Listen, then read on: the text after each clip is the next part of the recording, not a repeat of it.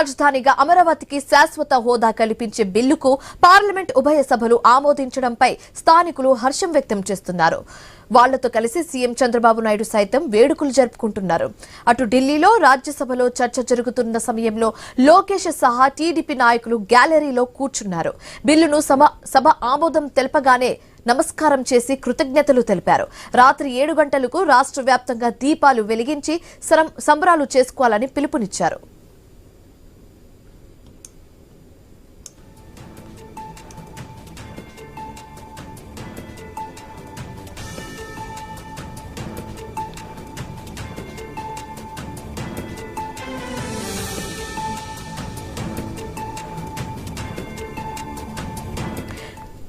రాజధానితోనే రాబోయే తరాల భవిష్యత్తు ఆధారపడి ఉందని మంత్రి మండిపల్లి రాంప్రసాద్ రెడ్డి అన్నారు.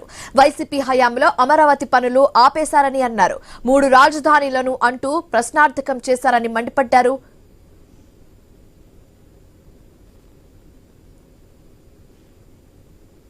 అత్యంత చట్టబద్ధత కలిగిన పార్లమెంట్లో, లోక్సభలో, రాజ్యసభలో ఈ బిల్లును ఆమోదించడం జరిగింది.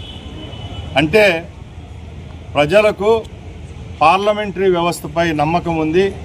ఆ పార్లమెంటరీ వ్యవస్థలో ఎన్నుకోబడిన శాసనసభ్యులు అసెంబ్లీలో తీర్మానం చేసి పంపితే అదే తీర్మానాన్ని లోక్సభలో నిన్న, ఈరోజు రాజ్యసభలో కూడా ప్రవేశపెట్టడం జరుగుతూ ఉంది.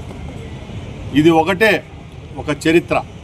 అమరావతిని రాజధానిగా చేసుకోవడం, ఇంకా జగన్ అబ్బ వల్ల కూడా అమరావతిని మార్చే శక్తి సామర్థ్యం ఉండదు అని ప్రజల ద్వారా ఎన్నికైన రాష్ట్ర ప్రభుత్వం, అలాగే కేంద్ర ప్రభుత్వం యొక్క శాసనసభ్యులు, పార్లమెంట్ సభ్యులు, రాజ్యసభ సభ్యులు ఏకవాక్య తీర్మానంతో బిల్లును ప్రవేశపెట్టి గెలుపొందడం జరిగింది.